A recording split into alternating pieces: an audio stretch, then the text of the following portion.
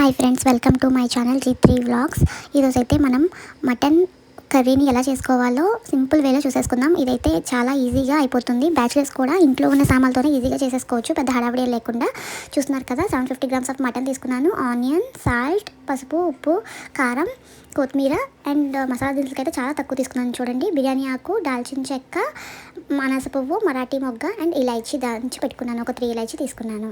అంతే, మనకి ఇంకెక్కువ ఏం అవసరం లేదు. సో నేనైతే స్టవ్ ఆన్ చేసుకొని కుక్కర్ని పెట్టుకున్నాను. సో కుక్కర్లో మనకి ఈజీగా అయిపోతుంది. ఆయిల్ ఆల్రెడీ వేసుకున్నాను కదా, హీట్ అయిన ఆయిల్లో మనం ముందుగానే తీసుకున్న బిర్యానీ మసాలాస్ వేసేసుకుందాం. అదే బిర్యానీ ఆకు, దాల్చిన చెక్క, అనాస పువ్వు, మరాఠీ మొగ్గ అండ్ ఇలాచీ తీసుకున్నాం కదా, అవన్నీ వేసేసుకున్నాను.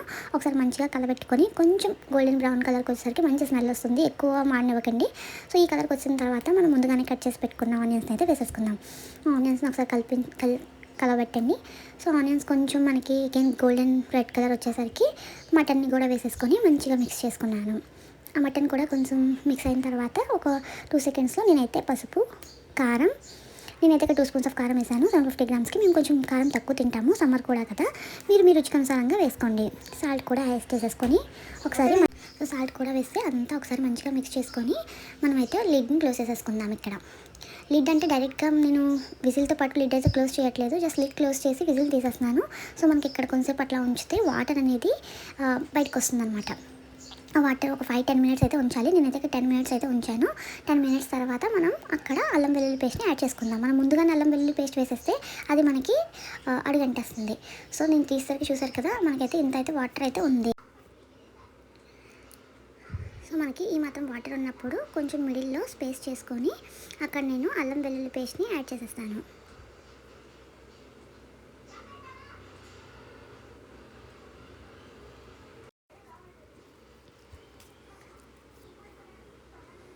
సో నేను ఇక్కడైతే 1 టేబుల్ స్పూన్ ఆఫ్ అల్లం తీసుకున్నాను. మీ రుచికి అనుసారంగా మీరు అల్లం వెల్లుల్లి పేస్ట్ని తీసుకోవచ్చు.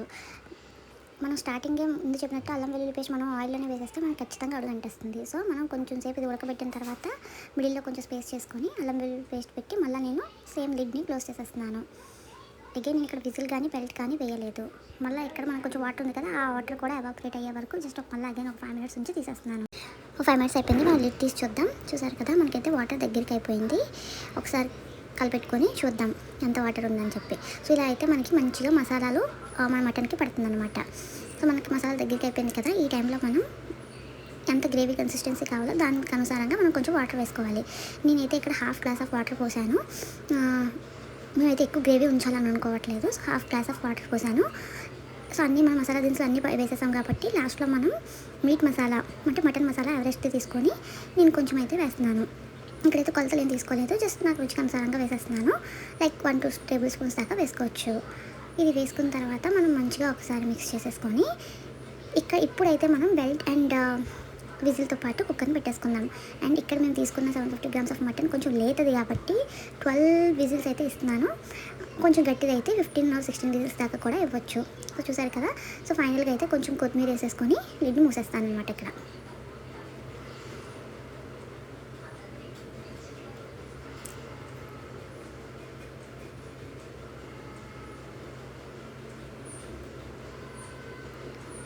చూసారా ఫ్రెండ్స్, లిడ్ని క్లోజ్ చేసేసాను. అండ్ ఇక్కడ నేను విజిల్ని కూడా యాడ్ చేసేస్తున్నాను. సో మనం ఇక్కడ జస్ట్ ఒక 12 విజిల్స్ వరకు వెయిట్ చేసి నెక్స్ట్ ఎలా వచ్చిందనేది చూద్దాం.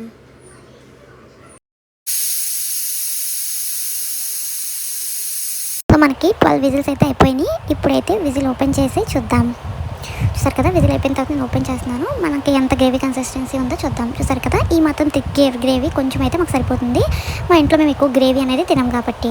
సో ఒకసారి జస్ట్ స్టవ్ ఆన్ చేసుకొని మంచిగా మిక్స్ చేసుకొని దీంతో గార్నిషింగ్ కోసం కొత్తిమీరని వేసేసుకొని స్టవ్ ఆఫ్ చేసి లిడ్ని క్లోజ్ చేసేద్దాం.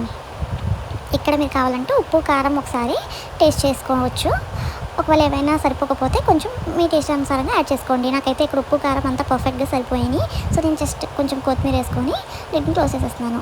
మనకైతే ఇక్కడ టేస్టీ మటన్ రెడీ అయిపోయింది. Thanks for watching.